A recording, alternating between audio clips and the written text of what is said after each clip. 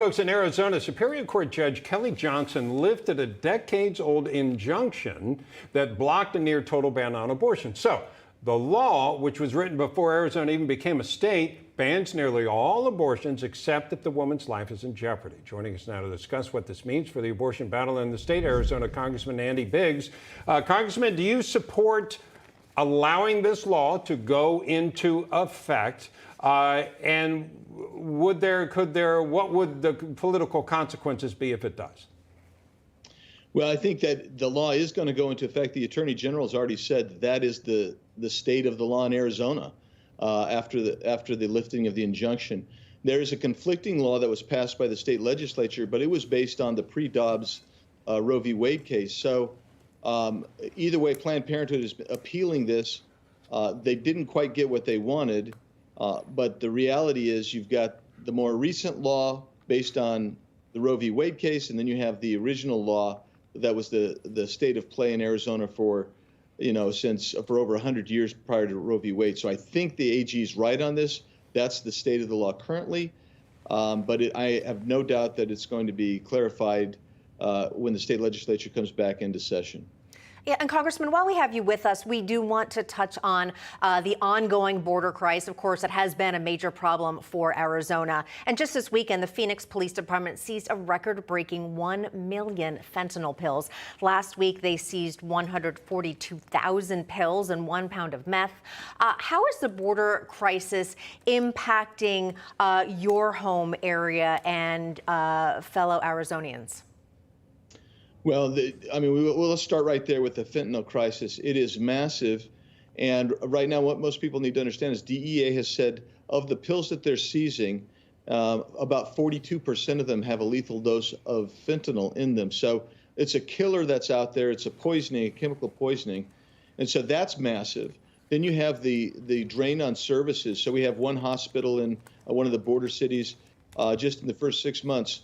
Uncompensated care for illegal aliens is over $20 million in this community, and so that drives out other people's health care, people who are here legally, and so that's a problem as well.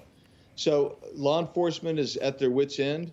I just met with some more residents this morning. They can't believe it, what's happening, because you see the impacts in virtually every area of Arizona life today.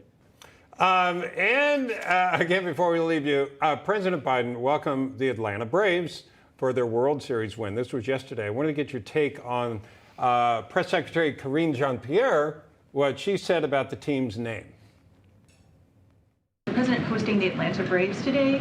Wondering if you or the president has any thoughts about some of the controversial about the team name, the Braves name, the so-called tomahawk chop. Any thoughts on that? So, look, we believe that it's important to have this conversation.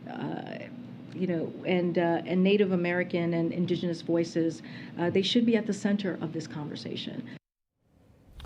I don't know if you have thoughts on that. I know Arizona's big on baseball, not only having their own team, but spring training. I mean, I've been there during spring training, and it's a wonderful environment, as you very well know.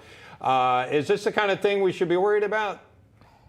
No, I mean, we can go back to what we were just talking about. The border is open. It's dangerous, everything from terrorists to drugs to sex and human trafficking. We could talk about inflation and how that's impacting. Arizona has Phoenix metro area has the highest inflation rate in the country. Roughly, the real rate's close to 18% here. There's so much going on. The weakness that we've shown internationally, the spending that's out there, and the gas prices, the energy crisis that we've got going.